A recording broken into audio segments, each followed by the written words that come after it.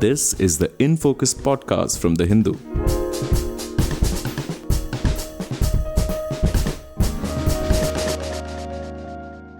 Hello and welcome to another edition of the In Focus podcast. I'm your host G. Sampath. The Ministry of Corporate Affairs has put out a draft digital competition bill to regulate anti-competitive practices in the digital space. This bill has provisions for identifying quote-unquote systematically significant digital enterprises or SSDEs, which are basically large digital platforms.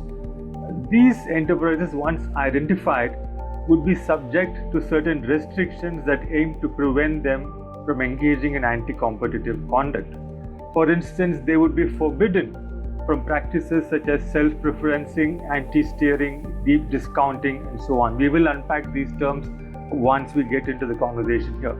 Now, while this bill seems well-intentioned, various stakeholders have expressed concerns that it is far too invasive and might stifle innovation, undermine the interests of Indian tech companies, including MSMEs, and also make consumers more vulnerable to cyber fraud. Are these concerns valid? And what has been the experience with the European Union's Digital Markets Act or DMA, on which this bill seems to be modeled?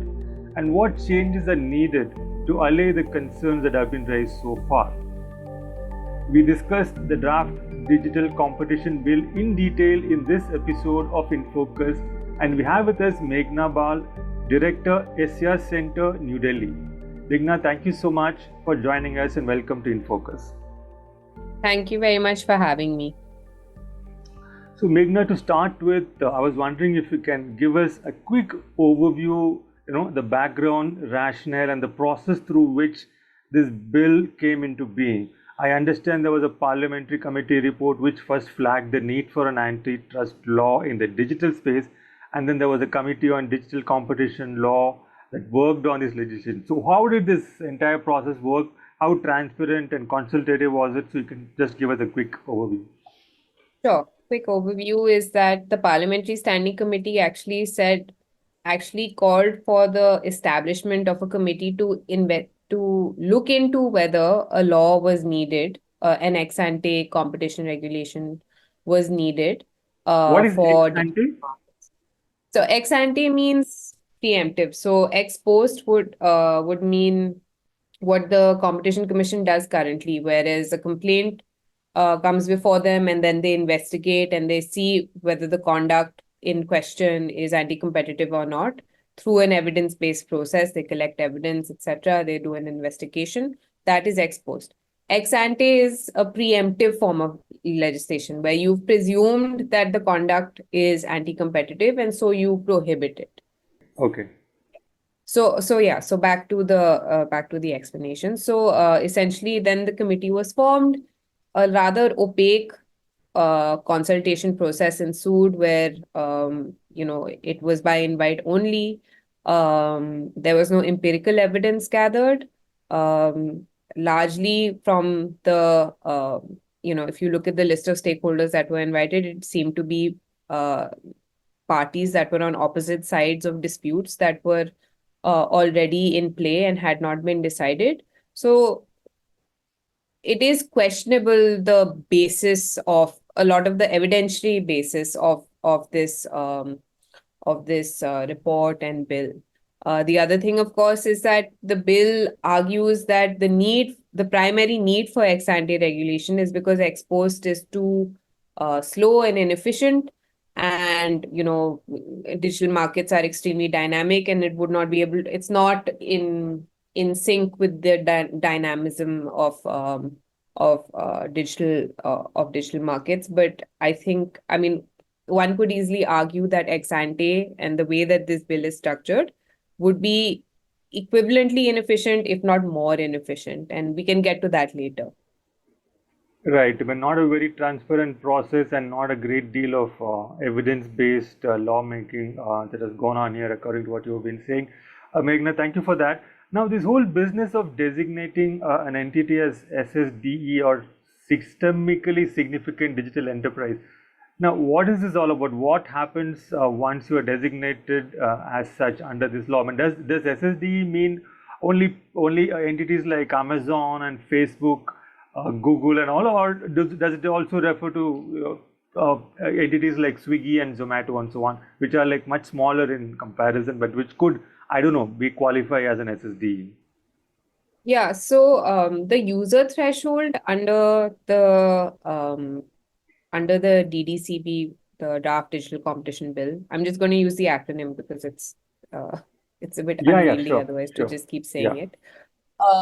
Is quite low, 10 million, which is about 1 crore users, which is basically a moderately successful startup. There is also a financial threshold which a lot of Indian companies will meet. So in that context, I would say that it is much wider. It is unclear what the rationale for this, systemically significant digital enterprise is. It basically means that if you're moderately successful in the digital space, you come under the purview of this law, which to me is absolutely absurd, and doesn't even follow from the designation criteria in the Digital Markets Act, which is heavily inspired this law. Not to say that I agree with I mean with the structure of that law either, and we'll come to that, I guess, when we discuss the provisions. But yeah, it will include a lot more um, digital enterprises than just quote unquote big tech. So you're saying that the threshold is far too low. I mean, is the threshold much higher in the Digital Markets Act to qualify for attention of an antitrust, anti-competitive legislation like this? Yeah, it is.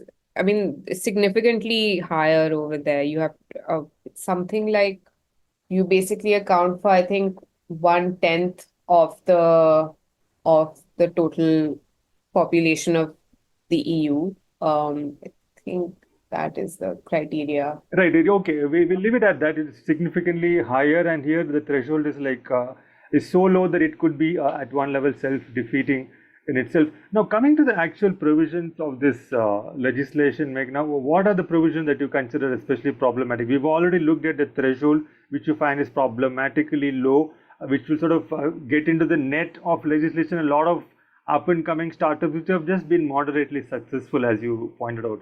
So, what are the other major issues? Yeah. Yeah, the funny thing is just on thresholds, you'll see that a lot of startups, even the ones that support this bill, the marginal number that support this bill, they have also called for an increase in the value. I mean, basically an increase in the thresholds in the threshold values that are given, because all of them would be caught by this bill as well. So yeah, there's doesn't seem to be much rationale for why 10 million, 1 crore has been given. So yeah, that is problematic. But in terms of the provisions that are problematic, we can start with, let's say, the data usage provision, which is section 12. Just a little clarity though before we get into that. Essentially, the process of how this bill is going to work is that entities have to report themselves. If they meet the criteria, then they have to report themselves as an SSDE. And then the Competition Commission, following the provisions that are given in this bill, will create a set of regulations for them. Now that I would say is the first problem when I was talking about the issue of efficiency. You have a Competition Commission that has to already continue with its ex post responsibilities, which is adjudicating different types of competition disputes. But now you've added the responsibility of creating regulations for different businesses. Um, so it would have to get into negotiations with these businesses, because many of the provisions say that, if, let's say, this certain prescribed conduct is integral, then the Competition Commission has to take that into consideration. So anyway, there will be a negotiation. They will come out with a regulation. That regulation will almost certainly be challenged in the court of law. There is no provision for appeal from the regulator's decision in this draft bill, which is also, in my opinion, quite absurd. So you will have people going to the high courts to the high courts of this country, presumably with writ petitions, and it will go on from there. So in terms of efficiency, you're going to have all these regulations. You would have in like most likely going to court, and not seeing finality, and then going to a higher court of appeal, whichever way the decision comes from the first court of appeal. So I don't see any finality in terms of regulation coming in for at least 5, 6, 7, 8, 9, 10 years, depending on the appetite of the court to take up the matter.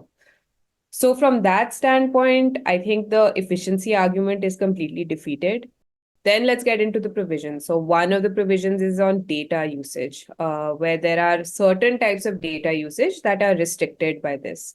And the rationale is that basically there's an accretion of data by these firms, and the theory of harm says that because there's an accretion of data, there is a kind of deterrence effect that people don't even want to enter these markets because they're like, that person's the incumbent's advantage is so insurmountable, which is untrue. You wouldn't have a TikTok today if that was true, for instance, just as one example. But anyway, going forward with that, so one restriction on data usage is that you can't intermix or cross-use the personal data of end users or business users, which basically means that you can't combine it across platforms. You can't combine that data for targeted advertising, and you can't cross-use data. So it's kind of similar but not the same thing. So isn't that a good thing? Well, no, actually. So because that hinders the platform's ability to target advertising. And we conducted a survey of 300 MSMEs, and there was an overwhelming majority of them are heavily dependent on targeted advertising provided by these platforms. And we asked them specifically if a government regulation was to come into place to reduce the efficacy of targeted advertising, how would it impact you? And 61% of them indicated that it would adversely impact them.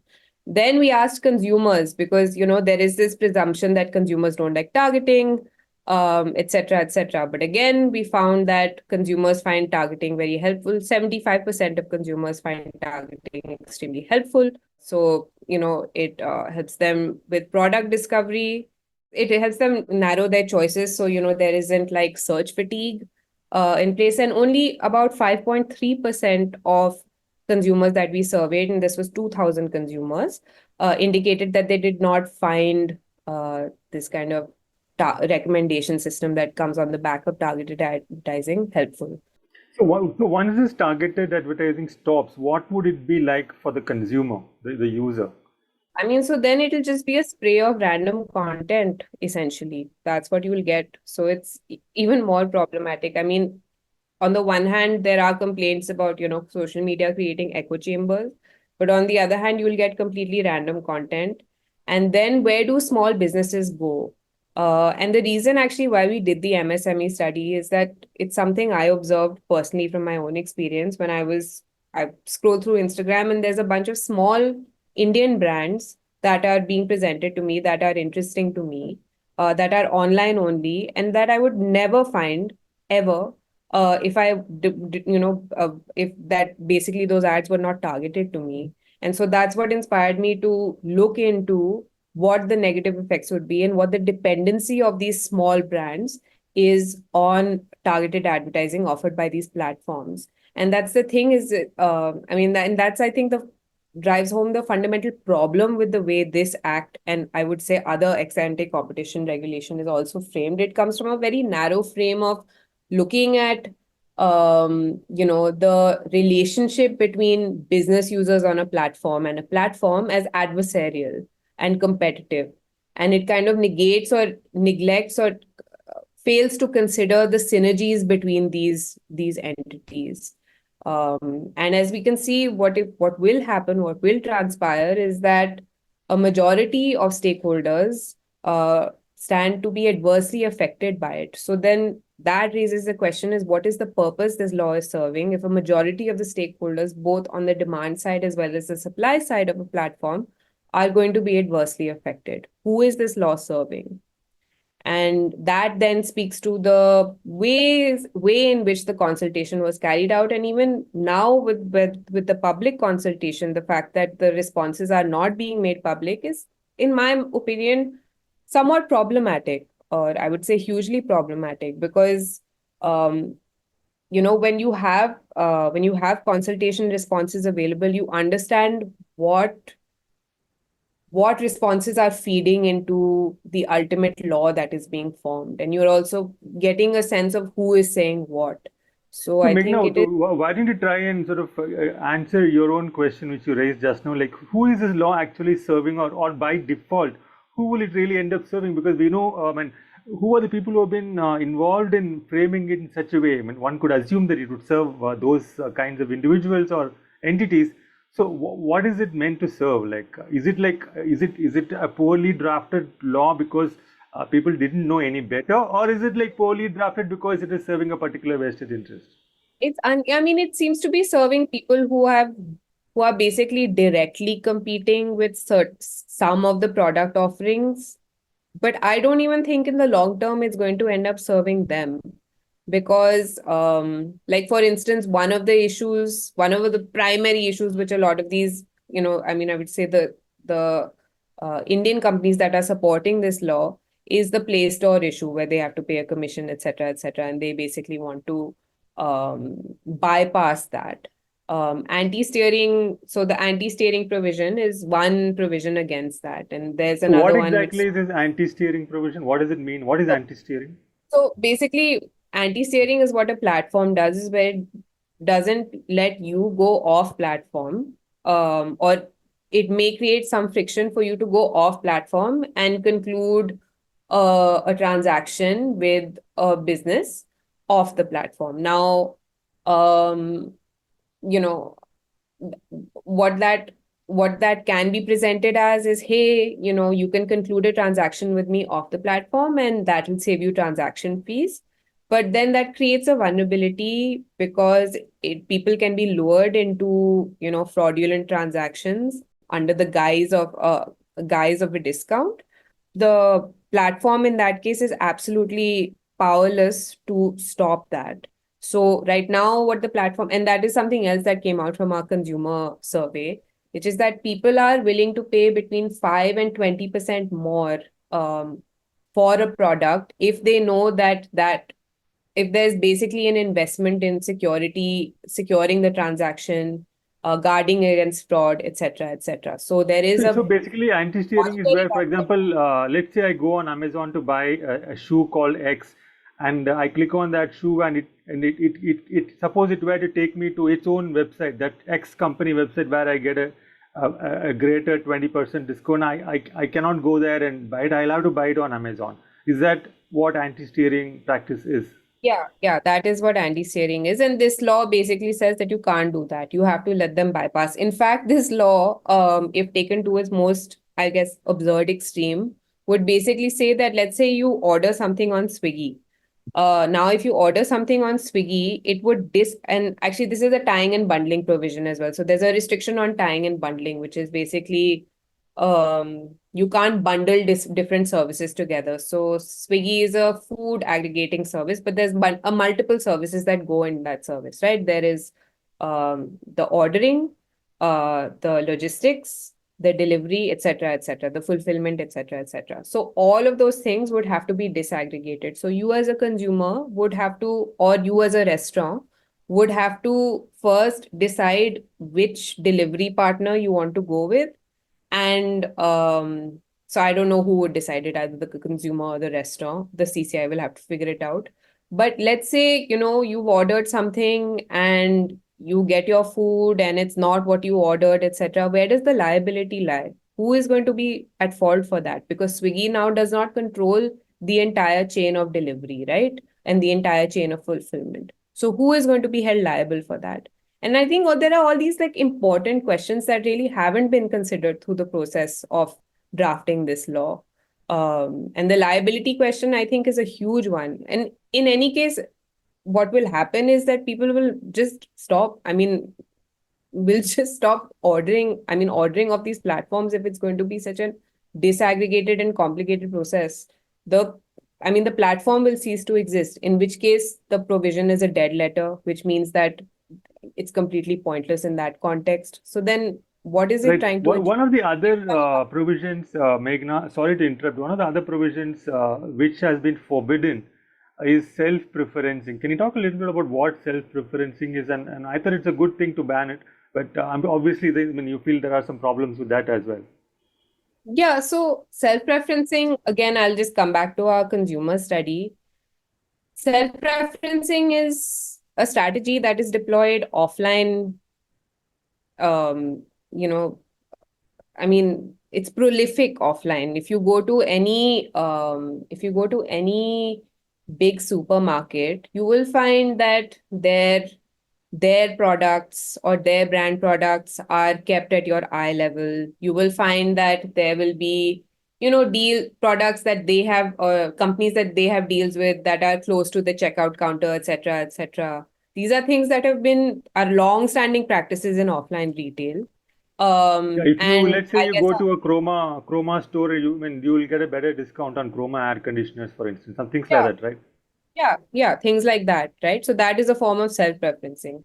So the question really is then, what is the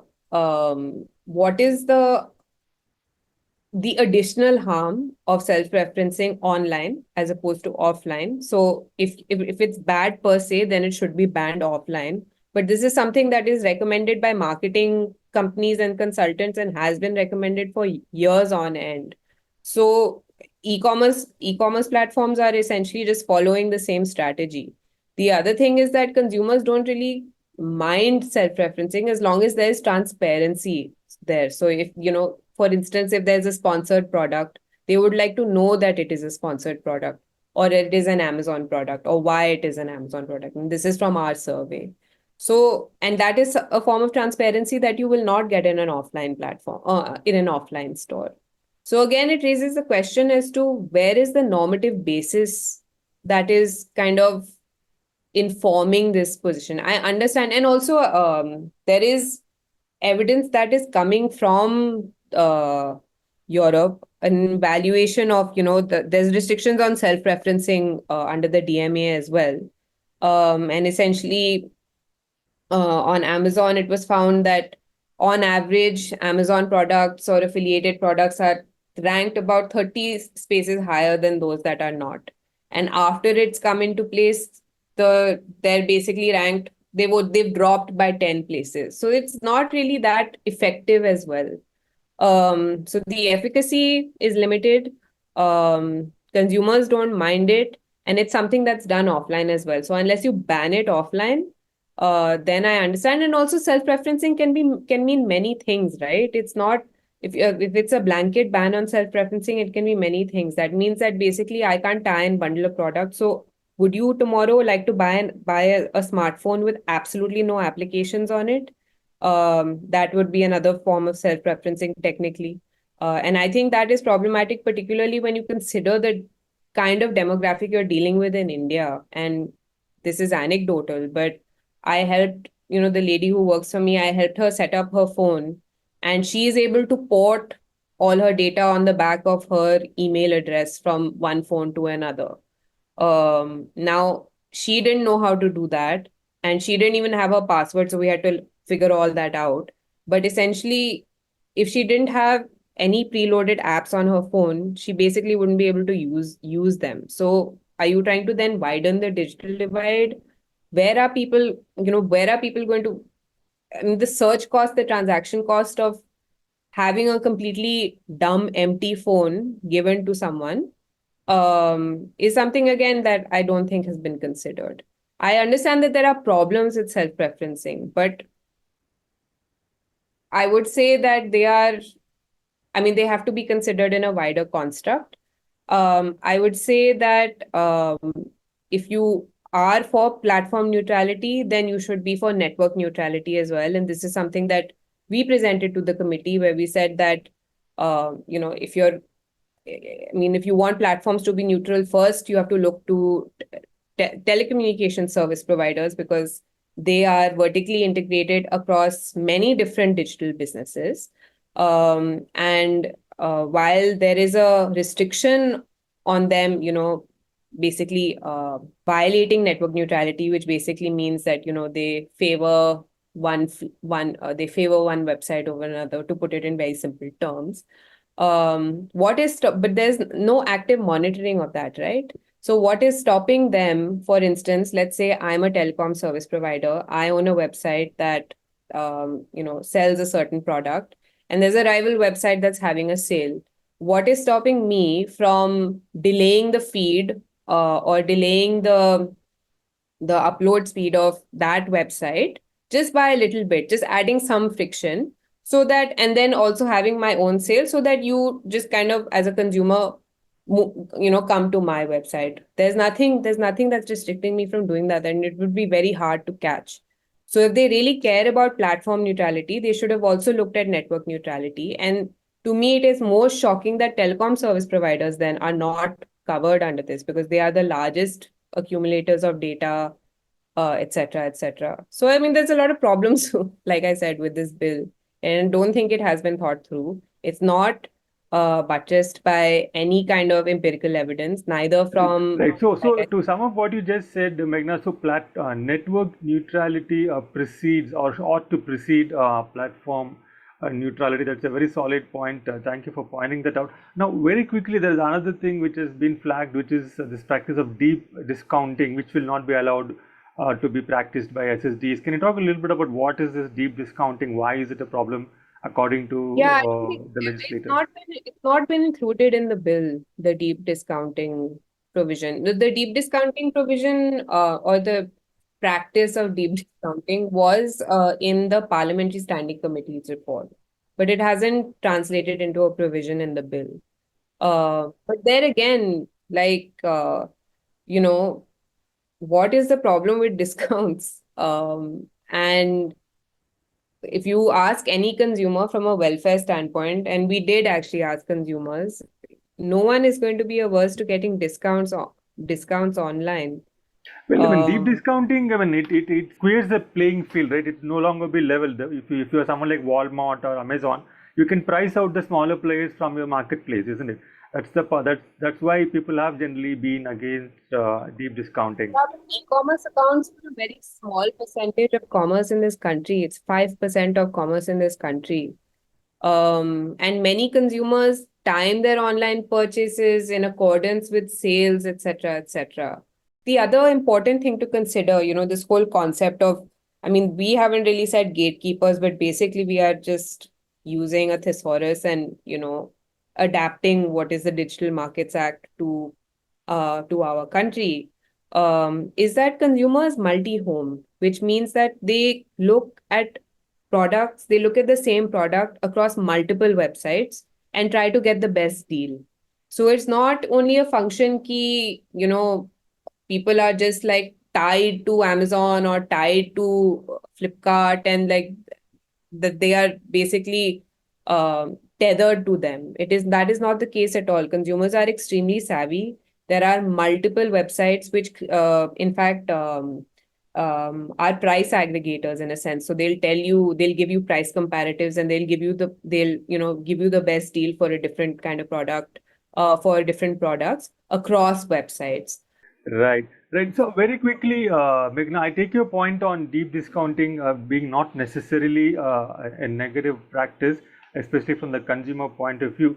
There's a Now, difference between deep discounting and predatory pricing, and I yeah, I think think what I was that is referring to is predatory pricing. Yeah. yeah. So, but that is something that I'm saying. How can you preemptively say that a deep discount is a price that is predatory?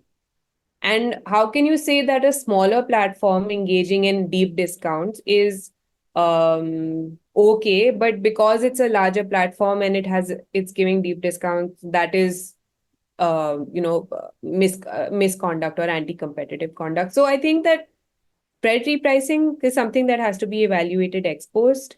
We have a system in place that is ex post, which means that there is an investigation, there is an evaluation, and a decision is come to. And I think it is important for these evidence-based methods to continue, um, I mean, basically to continue in terms of the regulation of digital markets, because digital markets are unpredictable in the way that they evolve. And preemptive regulation, I think, only stands to stifle innovation, growth, dynamism of these markets, and also So limit. we have this preemptive regulation already in place in Europe, Magna. So what has been their experience with this DMA? I mean, we have gone to the DMA for our inspiration. So what has been the experience so far? Are they facing the kinds of problems that you are anticipating will happen in India, or it doesn't Yeah, apply because they are developed and we are a developing country? the limited response, I mean, the limited, because there has, I mean, there isn't, there has it not enough time has transpired for there to be empirical evidence that is like generated about this. But the conversations that I've had with people over there is that yes, now digital products are harder to use. There is more friction in the usage of these products, so that is one thing that is coming up. And if we look at it, if you want to look at empirical evidence, and if you want to look at a European template, which most of the world adopted, and then it turned out to be really problematic, you can look at the GDPR, which served to essentially entrench the position of large technology companies because it increased the cost of data. It increased compliance costs for small startups. So it basically decimated data, uh, B2C data startups in Europe. And large technology companies, because they had the resources to do so, move their headquarters to Ireland, which is a more compliance friendly jurisdiction. So basically, what the DMA is a response to a market failure created by the other regulation that the Europeans introduced, which is the General Data Protection Regulation. That is another context which is often missed. And that is something that scholars have written about. It's not something that I have imagined, that European scholars have written about. And there are multiple instances, empirical instances of the kinds of market failures created by the GDPR: exit of firms, like I said, increased cost of data, decrease in investment, all the basically, unwanted and unintended consequences that you can expect. That is what has come from the GDPR. I expect that the DMA is going to entail similar unwanted, unintended negative consequences. And already you're seeing that, right? So basically, Apple, I think, gave a proposal where it would permit side loading, which is basically that you can download apps outside the iOS store, but it would be way more expensive for the applications, and it would be way more expensive for consumers. One last question. I mean, thank you for laying out the DMA effect in the European market. You said it's a response to the GDPR's consequences of GDPR law.